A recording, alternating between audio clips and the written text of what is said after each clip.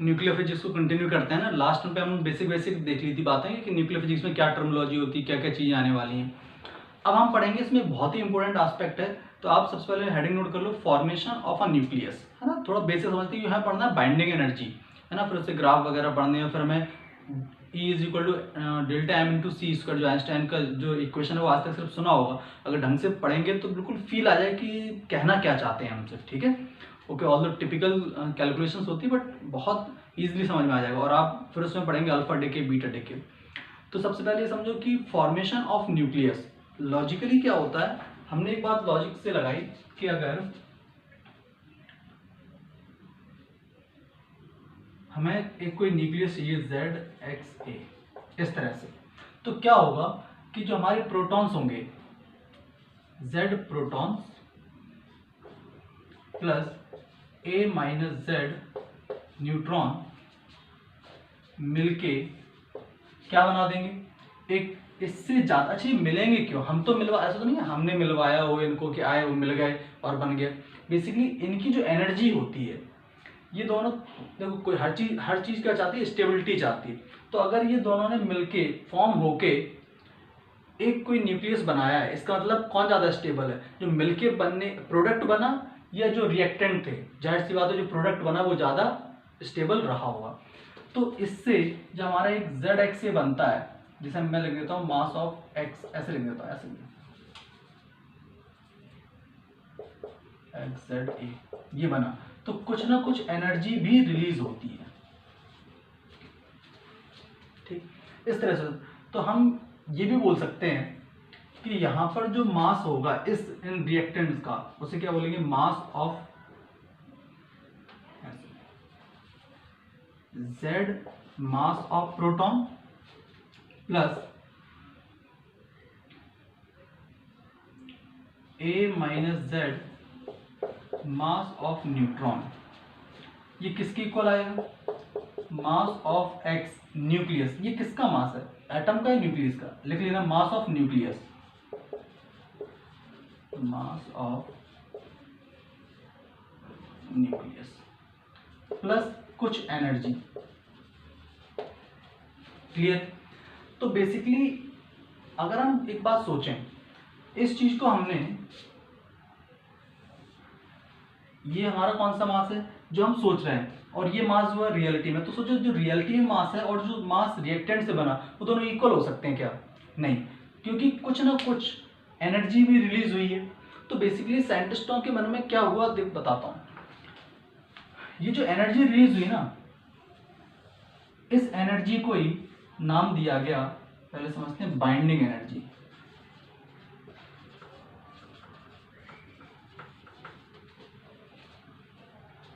ठीक, इसका मतलब ये वो एनर्जी है जो रिलीज होती है कब, जब न्यूक्लियस फॉर्म हुआ था, है ना।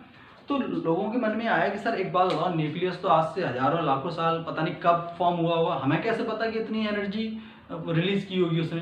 तो उसका धीरे धीरे आपको एकदम कॉन्सेप्ट परफेक्टली समझ में आएगा कि हाँ पक्का साइंटिस्ट को कैसे पता चला, बताता हूँ। रियलिटी में देखो, आपको डाउट समझ में आएगा। अच्छे बच्चे का डाउट ये होता है कि सर एक बात बताओ, जो आपने ये तो समझा दिया कि जब Z प्रोटॉन्स और A minus Z neutron add हुए तो उन्होंने एक न्यूक्लियस बनाया जो ZXA है, ठीक है, और कुछ एनर्जी रिलीज हुई। आपने इस कॉन्सेप्ट से बताया कि ये दोनों मिले और मिलके ये बनाया, तो बनाया ही इसलिए कि इसकी एनर्जी कम रही होगी और इसकी एनर्जी ज्यादा रही होगी। मतलब ज्यादा एनर्जी से कम एनर्जी का प्रोडक्ट बना तो तभी तो ज्यादा स्टेबल है, मतलब कुछ एनर्जी रिलीज भी होगी। मैंने कहा हाँ बिल्कुल, तो ये आगे बात समझो। जब ये बात समझ में आ गई तो इस एनर्जी को नाम क्या दिया, बाइंडिंग एनर्जी। वो बाइंडिंग एनर्जी की डेफिनेशन क्या दी गई, दिस इज द एनर्जी, आप चाहो तो नोट भी कर लो, this is the energy which release at the time of formation of nucleus. अब लोगों के मन में आया कि हमें कैसे पता कि उस टाइम पर इतनी एनर्जी रिलीज हुई होगी। तो लोगों ने लॉजिकल एक काम करो ना, जब अभी हमारे पास प्रैक्टिकल लाइफ में क्या प्रेजेंट है, उन्होंने कहा न्यूक्लियस। और न्यूक्लियस की जो एनर्जी है, ध्यान समझ ना, न्यूक्लियस की अगर बात करें तो न्यूक्लियस की जो टोटल पोटेंशियल एनर्जी होती है वो कितनी होती है, नेगेटिव में होती है, तभी तो स्टेबल है ये। जो न्यूक्लियस की जो एनर्जी है वो नेगेटिव में होती है। इसका मतलब क्या है कि वो ज़्यादा स्टेबल है, ठीक। अब ज़्यादा स्टेबल होने का एक काम करो, इसको अगर हम एनर्जी दे के इसको सेपरेट न्यूक्लियॉन्स में बदलना चाहते हैं, मतलब प्रोटॉन प्रोटॉन अलग, न्यूट्रॉन न्यूट्रॉन, एक एक न्यूट्रॉन एक एक प्रोटॉन को अलग अलग कर दो, इसमें जो एनर्जी लगेगी वो एनर्जी क्या इसके इक्वल ही आनी चाहिए। क्यों?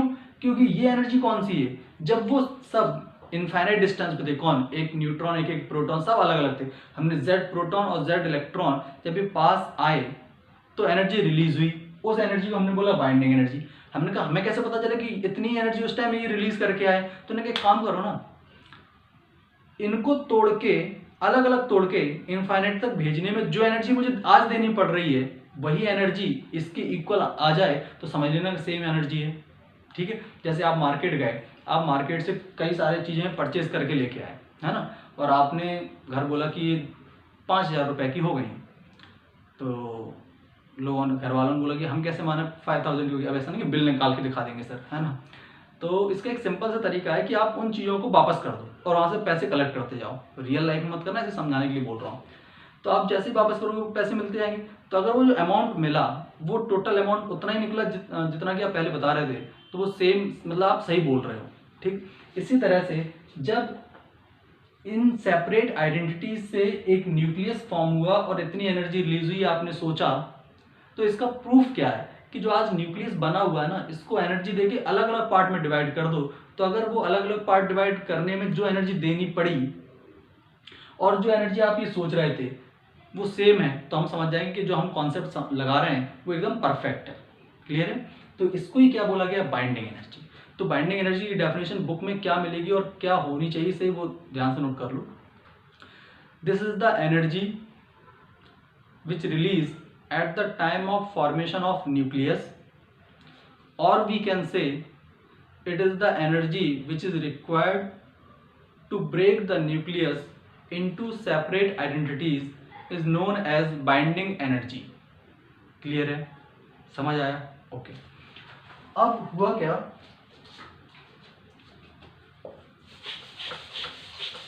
जो हमारे साइंटिस्ट थे Albert Einstein, basically Albert Einstein ने अपनी पूरी लाइफ में 2 मेजर काम किए। कौन कौन से? एक मेजर का हम पढ़ चुके हैं, फोटो इलेक्ट्रिक इफेक्ट, जिन्होंने बताया कि light is a basically particle not wave.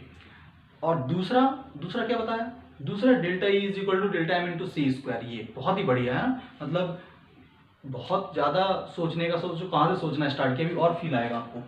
तो इन्होंने क्या सोचा, इन्होंने कहा देखो ये हमारा एक न्यूक्लियस था, इसके अगर मैं थ्योरेटिकल मास को समझूं, किस मास को, थ्योरेटिकल मास, तो इनके हिसाब से अगर ये ZXA है, ऐसे कोई भी एक एलिमेंट है, तो अगर इसका थ्योरेटिकल मास निकाला जाए, थ्योरेटिकल मास ऐसे लिख देता हूँ, mass of nucleus, mass of neutron मत समझ लेना, मास ऑफ न्यूक्लियस, चाहो तो नोटेशन लिख लो, Mn इज व्हाट,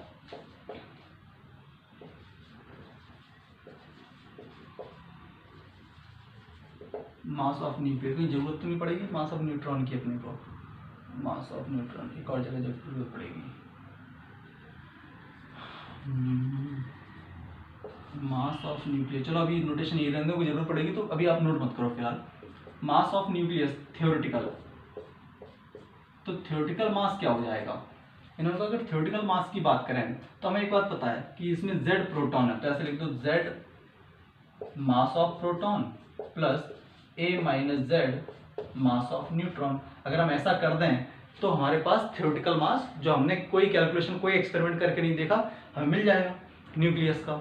ठीक है, अगर मैं न्यूक्लियस का प्रैक्टिकल मास निकालना चाहूँ तो कैसे निकाल, आज हम, हमारी टेक्नोलॉजी आज मतलब काफ़ी टाइम पहले से इतनी एडवांस हो चुकी है कि हम एक एटम का प्रैक्टिकल मास निकाल सकते हैं, एटम का।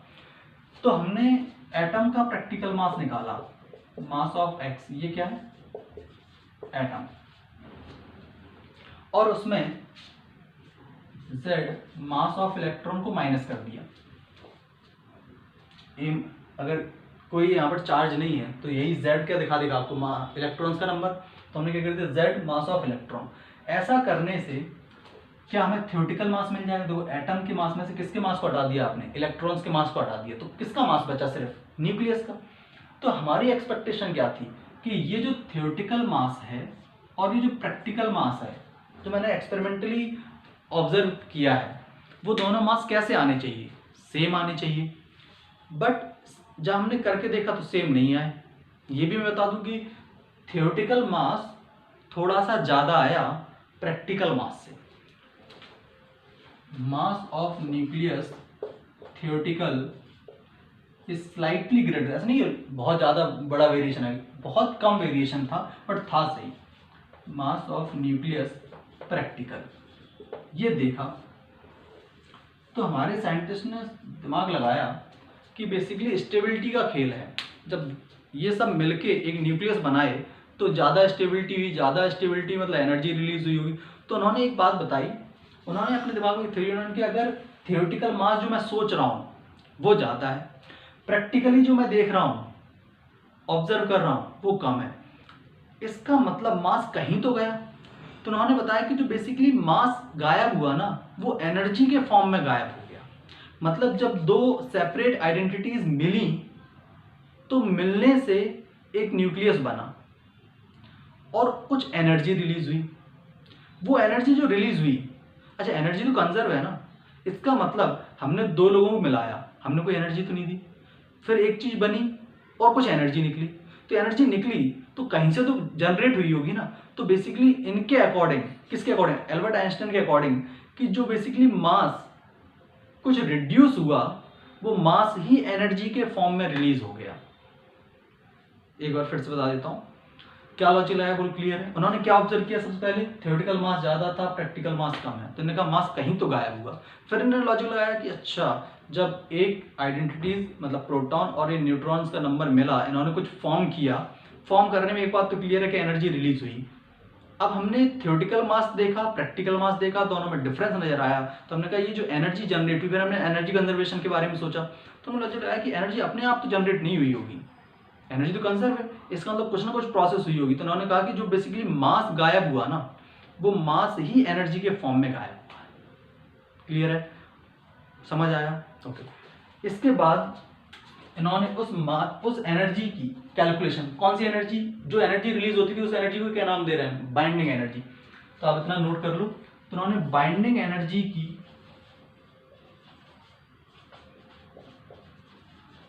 कैलकुलेशन के लिए इन्होंने एक तरीका बनाया और इन्होंने बताया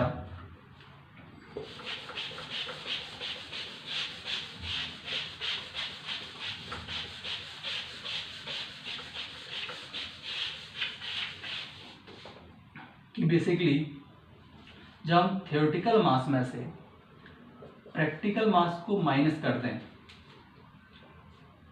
और इसमें स्पीड ऑफ लाइट का स्क्वायर से मल्टीप्लाई कर दें, इस चीज को इन्होंने बोला डेल्टा एम या फिर मास डिफेक्ट, तो हमें क्या मिल जाएगी, बाइंडिंग एनर्जी मिल जाएगी। बेसिकली इन्होंने इस फॉर्मूले को ध्यान से देखो तो आप, इन्होंने मास के गायब होने से कितनी एनर्जी जनरेट हो सकती है वो एक रिलेशन बना दिया।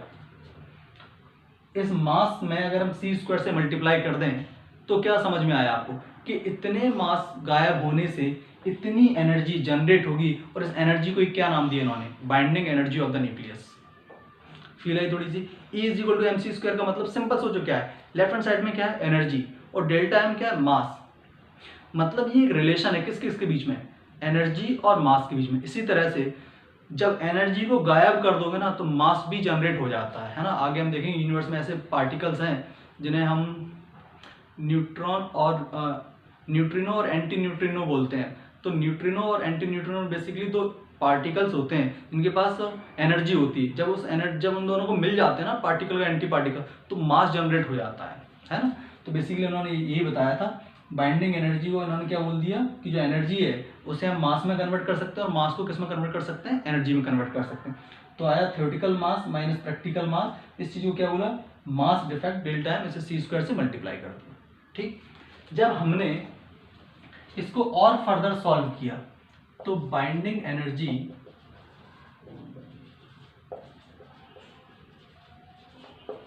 Is equal to delta M और सी स्क्वायर का वैल्यू रख दिया 3 × 10⁸ स्क्वायर कर दिया, तो अभी किस में एनर्जी आएगी, जूल में, फिर उसे इलेक्ट्रॉन वोल्ट में कन्वर्ट किया, मास किस में रखा था, अभी केजी में, हमने पूरा कैलकुलेशन कर दिया। तो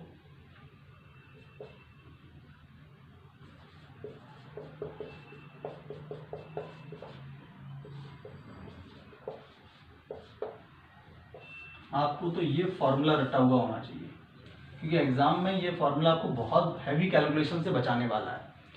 आप एक बात लॉजिकली सोचो, ये कैसे आया, कई लोगों के मन में आ रहा होगा सर ये आया कहाँ से, तो उसका मैं थोड़ा सा आपको एक्सप्लेनेशन दे देता हूँ कि बेसिकली अभी मास किस में था, केजी में, उसे किस में कन्वर्ट कर दो, एएमयू में कर दिया, फिर सी स्क्वायर का वैल्यू रख दो, फिर अभी किस में चल रहा था सब कुछ, जूल में, उसे इलेक्ट्रॉन वोल्ट में कन्वर्ट करो, फिर उसे मेगा इलेक्ट्रॉन वोल्ट में कन्वर्ट करो, देखोगे आप एग्जैक्ट यही वैल्यू आएगी। ठीक है, तो इससे अच्छा हम क्या करते हैं, हम binding energy is equal to delta M into C square नहीं रटते, ये सुनने में अच्छा लगता है बट हमें तो कैलकुलेशन करनी है ना एग्जाम में, तो हम क्या याद करते हैं वो सुनो, binding energy is equal to delta M into 931.5, answer किस में आएगा, मेगा इलेक्ट्रॉन वोल्ट में, और इस पर्टिकुलर केस में डेल्टा एम को किस में रख सकते हो, एएमयू में, क्योंकि एएमयू में ही आपको पता होता है, सोच के देखो तो आपको सारे मासेस किस में पता है आज तक, एएमयू में ही पता है, तो इसीलिए इस फॉर्मूले को स्टैंडर्ड तरीके से कन्वर्ट कर दिए जिसकी वैल्यू हमें याद रहती है। क्लियर है, तो आप नोट कर लो, इसके बाद आगे बढ़ते हैं।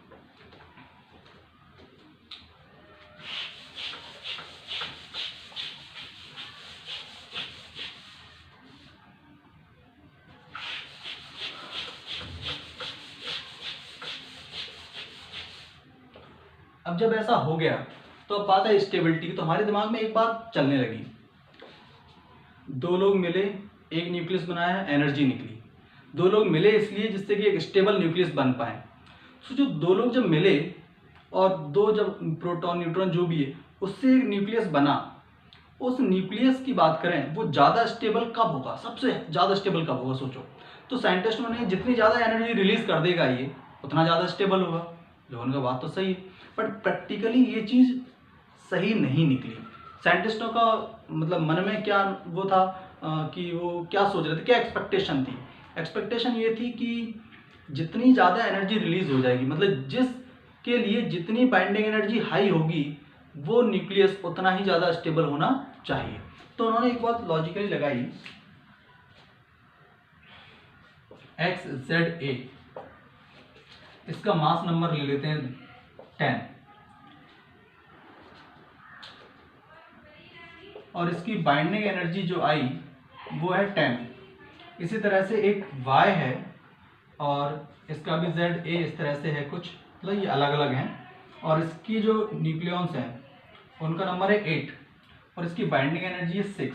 अगर हम सिर्फ बाइंडिंग एनर्जी के बेसिस पर एनालिसिस करें तो हमारे हिसाब से ज़्यादा स्टेबल कौन होना चाहिए, x या y, हमारे हिसाब से ज़्यादा स्टेबल होना चाहिए था जिसकी बाइंडिंग एनर्जी, हम जो सोच रहे थे कि बाइंडिंग एनर्जी किसकी ज़्यादा है, x की, तो हमारे अकॉर्डिंग x ज़्यादा स्टेबल होना चाहिए, बट ऐसा हुआ नहीं। बेसिकली बाइंडिंग एनर्जी पर न्यूक्लियॉन, बाइंडिंग एनर्जी पर न्यूक्लियॉन जिसकी ज़्यादा हुई उसकी स्टेबिलिटी भी ज़्यादा आई। मतलब अगर हम इसमें देखें तो इसकी बाइंडिंग एनर्जी पर न्यूक्लियॉन का वैल्यू कितना है, 1, इसकी बाइंडिंग एनर्जी पर न्यूक्लियॉन का वैल्यू क्या आएगा, 1 से ज़्यादा, तो हम बोलेंगे कि स्टेबिलिटी केस में y is more stable then x।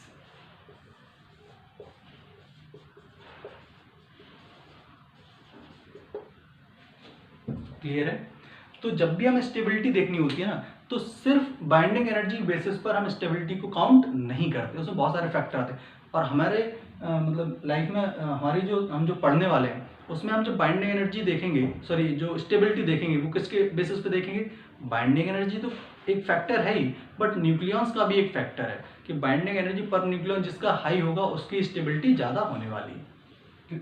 सिर्फ बाइंडिंग एनर्जी को कमेंट मत कर देना, इसकी बाइंडिंग एनर्जी हाई है मतलब इसने ज़्यादा एनर्जी रिलीज की होगी, इसने ज़्यादा एनर्जी रिलीज की मतलब ज़्यादा स्टेबल है, नहीं, बाइंडिंग एनर्जी पर न्यूक्लियॉन से करना है, ठीक है, तो ये नोट करो आप। फिर साइंटिस्टों ने क्या किया, बाइंडिंग एनर्जी पर न्यूक्लियॉन का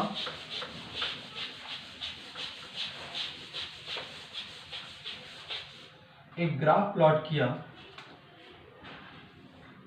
ये ग्राफ केमिस्ट्री में भी आपने देखा होगा, बाइंडिंग एनर्जी पर न्यूक्लियन और यहाँ पर एटॉमिक नंबर, कुछ ऐसा ग्राफ मिला होगा।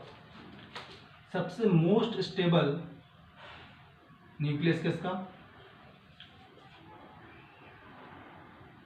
Fe का 26, Fe शायद 56 होता है, I am not sure but. और इसके लिए जब बाइंडिंग एनर्जी पर न्यूक्लियन देखिएगी तो 8.8 मेगा इलेक्ट्रॉन वोल्ट निकल के आएगी। ठीक है, तो ये ग्राफ आपने जरूर देखा होगा। Most stable nucleus Fe 26, Fe 56, इसके लिए बाइंडिंग एनर्जी पर न्यूक्लियन जो थी वो कितनी आई? 8.8 mega electron volt per nucleon. ठीक, पर न्यूक्लियन और ऐड कर लेना। ठीक है, तो यहाँ तक ये कंप्लीट हुआ। अब बात करते हैं अपने चैप्टर की। तो बेसिकली देखो क्या है कि जो अनस्टेबल, देखो बहुत हैवी एलिमेंट्स हैं, एक स्टेबिलिटी कर्व भी है, वो मैं बना देता हूँ या ऐड कर दूंगा लेक्चर में। बेसिकली जो बहुत हैवी न्यूक्लियस है, जिनमें बहुत हाई रिपल्सिव फोर्स है, अब वो इतना ज़्यादा बढ़ गया है कि उसको न्यूक्लियर फोर्स भी बैलेंस नहीं कर पा रहा है, तो क्या स्टार्ट हो जाएगा? डिके। तो बेसिकली जब हैवी न्यूक्लियस जो अनस्टेबल है वो स्टेबल में जाने के लिए कुछ रिलीज करेगा, कुछ पार्टिकल्स रिलीज करेगा। जो पार्टिकल रिलीज करेगा उन पार्टिकल्स का डिस्कशन ही हमारा क्या है? Nuclear physics. और किस रेट से एमिट करेगा उन पार्टिकल्स को, ये एक नया चैप्टर है, that is known as radioactivity. फिर से एक बात समझें कि हमारे पास दो एस्पेक्ट है, एक तो एमिशन, कौन कौन से पार्टिकल रिलीज हो रहे हैं और कैसे हो रहे हैं, दूसरा उन पार्टिकल्स का एमिशन का रेट क्या है। तो इन पर दो चैप्टर बना दिए गए। पहला चैप्टर जिसमें हम डिस्कशन करेंगे किसका, कि कौन कौन से पार्टिकल रिलीज हुए, वो है न्यूक्लियर फिजिक्स। किस रेट से रिलीज किए उसे हमने क्या बोला? Radio activity. क्लियर है? तो अब हम पढ़ेंगे, इसमें आप हेडिंग नोट कर लो, अल्फा डिके। या बाइंडिंग एनर्जी पे क्वेश्चन रहेगा तो मैं आपको नेक्स्ट टाइम पे बाइंडिंग एनर्जी के क्वेश्चन करा दूंगा, फिर अल्फा डिके पढ़ेंगे। ठीक है, तो इसके आगे नेक्स्ट टाइम